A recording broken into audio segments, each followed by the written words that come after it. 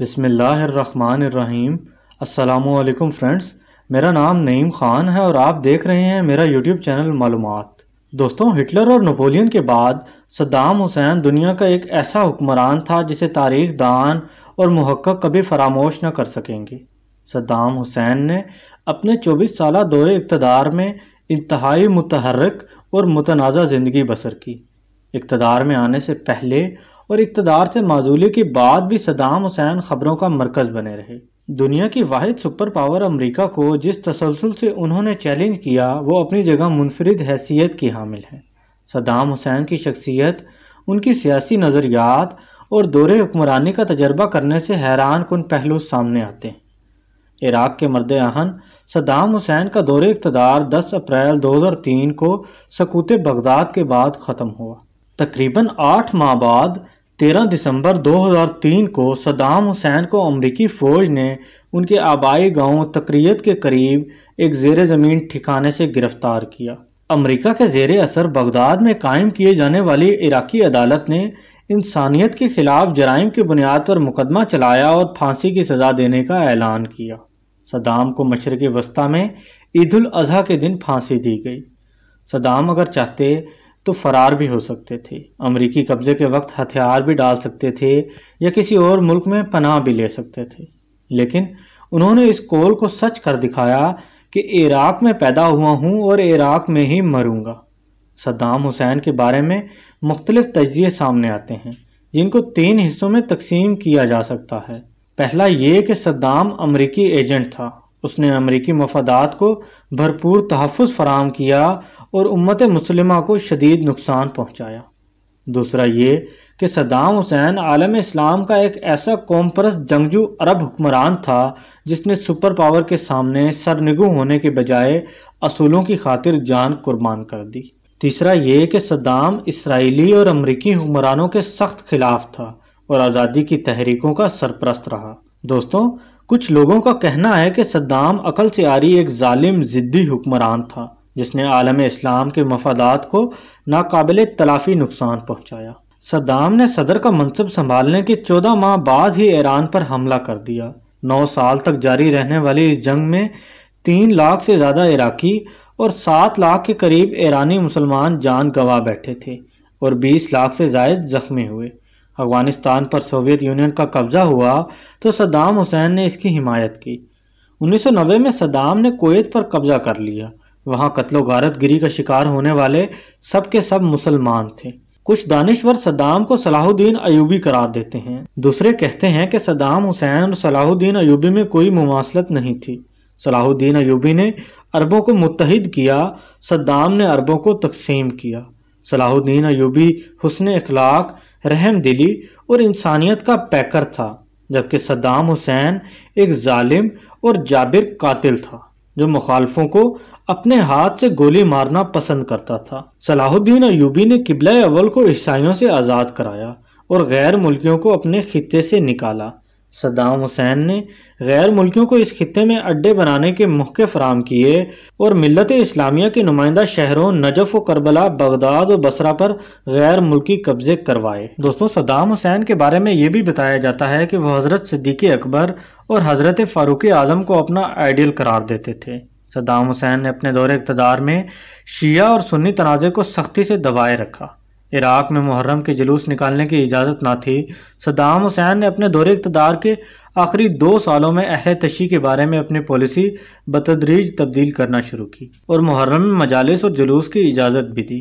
اقوام متحدہ سے پابندیوں اور امریکہ کی طرف سے گھیرا تنگ ہونے کے بعد اندرون ملک شیعہ کمیونٹی سے بہتر تعلقات استوار کرنے کے لیے صدام حسین نے یہ پالیسی اپنائی کہ امن و امان کے قیام میں ان کا تعاون حاصل رہے۔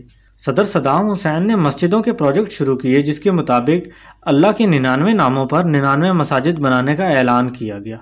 صدام حسین نے 1991 میں خلیجی جنگ کے موقع پر امریکی صدر بش کو جو خط لکھا وہ تاریخی اہمیت کا حامل ہے۔ صدام حسین نے جو خط لکھا وہ اس طرح ہے: آپ ایک سپر ریاست کے صدر ہیں، آپ اور آپ کے پستہ قد ایجنٹ مجھے صدام حسین کو ایک دروغ گو قرار دیتے ہیں، لیکن آپ اس الزام کو ثابت کرنے میں ناکام رہے ہیں۔ ہم جانتے ہیں کہ آپ کا سب سے بڑا خواب کہ آپ صدام حسین کو جھوٹا دیکھنا چاہتے ہیں، لیکن صدام کے نزدیک جو جھوٹ بولتا ہے وہ قوت ارادی اور ایمان کی دولت کھو دیتا ہے۔ ریاست متحدہ امریکہ کے صدر، آپ نے جھوٹ کی راہ اپنا لی ہے اور آپ بھی اس دوزخ کے ساتھی بن گئے ہیں۔ جو اپنے آپ کو عرب قوم کا نمائندہ سمجھتے ہیں، عرب عوام کی خدمت گزار، وہ عرب حکمران نہیں ہیں جو آپ کے تابع دار ہیں اور قوم کی دولت چرانے میں آپ کی شریک کار ہیں۔ عرب وہ ہیں جو غریب اور ایماندار ہیں اور حقیقی معنوں میں محب وطن ہیں۔ آپ عرب قوم کو ڈرا دھمکا نہیں سکتے، کیونکہ یہ وہ عظیم قوم ہے جو نبیوں، پیغمبروں اور مقدس آسمانی کتب کے نزول کے لیے منتخب کی گئی ہے۔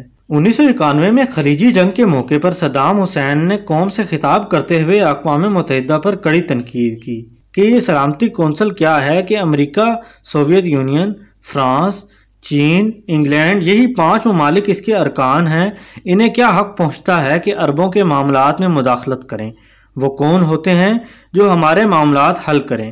انہیں کیا حق ہے کہ وہ آئین اور ہمارے مسائل میں ٹانگ اڑا رہے ہیں؟ انہیں ہماری ثقافت کا علم نہیں، انہیں ہمارے اقتصاد معلوم نہیں، وہ خود جو چاہے کرتے پھرتے ہیں اور ہمارے لیے عالمی قوانین کا ڈنڈا لے کر آ جاتے ہیں۔ ہم بھی انسان ہیں، اگر وہ خود بین الاقوامی اصولوں کا احترام نہیں کریں گے تو ہم سے بین الاقوامی قوانین کا احترام کیسے کروا سکتے ہیں؟ انہیں خود بھی ان کا احترام کرنا ہوگا۔ ہم نے کتنی دفعہ سلامتی کونسل میں مسئلہ فلسطین پیش کیا، مگر کسی نے کوئی توجہ نہیں دی۔ سلامتی کونسل اپنا وقار کھو چکی ہے، نہ یہ عالمی ہے اور نہ ہی امن کی کونسل، بلکہ یہ بش کے تابعدار ادارہ ہے۔ وہ اس کا احترام نہیں کر سکتا۔ یہ جھوٹے مکار اور دغا باز ہیں، ہم ان پر اعتماد نہیں کر سکتے۔ عراق نے امریکہ کی سازش کو بے نقاب کیا تھا کہ وہ تیل پر قبضہ کر کے پوری دنیا پر قابض ہونا چاہتا ہے۔ ہماری خواہش ہے کہ وہ تیل پر قبضے کے بجائے خرید و فروخت کرے اور ہم سے خریدے، ہم انہیں فروخت کریں گے، جو ایک عالمی اصول ہے۔ لیکن یہ کیا کہ وہ آئے اور تیل پر قبضہ کر لے اور عربوں اور مسلمانوں کو اپنا محکوم بنا لے؟ ہم ایسا نہیں کرنے دیں گے۔ ہم جنگ نہیں چاہتے۔ ہم نے اپنے ہاتھوں سے بغداد تعمیر کیا۔ جب ہم نے زوم اقتدار سنبھالی تو پورے بغداد میں صرف 2 محل اور 1 ہوٹل تھا۔ ہم نے بغداد کو تعمیر کیا اور اسے آباد کیا۔ ہم جنگ کر کے یہ سب کچھ برباد نہیں کرنا چاہتے۔ ہم نے اس کے لیے راتوں کی نیند قربان کی ہے، ہم نے اس کے لیے بڑی مشقتیں اٹھائی ہیں۔ اپنے ہاتھ سے بنائے ہوئے بغداد کو ہم برباد نہیں کرنا چاہتے۔ ہم امن چاہتے ہیں، جنگ نہیں۔ صدام کی شخصیت کے بہت سے پہلو ابھی تک محققین اور تاریخ دانوں سے چھپے ہوئے ہیں۔ صدام کی شخصیت اور کردار کے بارے میں حتمی رائے کا اظہار وقت کے ساتھ ساتھ ضرور ہو جائے گا۔ صدام کی زندگی، اس کی طرز فکر، حکمرانی کے اصول کا مطالعہ تاریخ کے طالب علم کے لیے خصوصی دلچسپی کا حامل ہے۔ اس نے زندگی کس روب و دبدبے سے گزاری، اس کی شخصیت کے نمایاں پہلو کیا تھے، اس کی شخصیت کے کئی حیران کن پہلو اجاگر کرتے ہیں۔ صدام حسین 28 اپریل 1937 کو عراق کے ایک قصبے تقریت میں پیدا ہوئے۔ صدام کی پیدائش سے پہلے ہی ان کے والد فوت ہو گئے تھے۔ ان کا نام ان کے چچا حسن الماجد نے صدام رکھا۔ صدام کے معنی ہے سامنے آنے والا، ڈٹ کر مقابلہ کرنے والا۔ صدام کی پیدائش جس قصبے میں ہوئی، اس قصبے میں 1138 میں ایک عظیم مسلمان فاتح سلطان صلاح الدین ایوبی بھی پیدا ہوئے تھے۔ صدام کی تعلیم و تربیت ان کے ماموں نے کی۔ صدام کا قد 6 فٹ 12 انچ تھا۔ صدام کو مطالعے کا شوق شروع سے تھا۔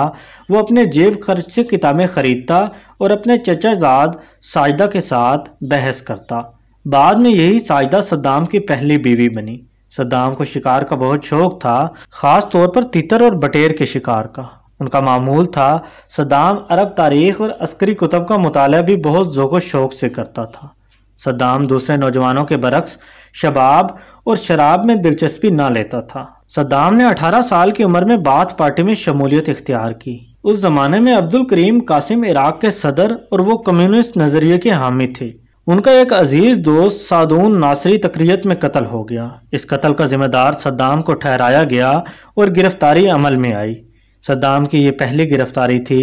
صدام پر خصوصی عدالت میں مقدمہ چلایا گیا، لیکن ثبوت نہ ہونے کی وجہ سے 6 ماہ بعد رہا کر دیا گیا۔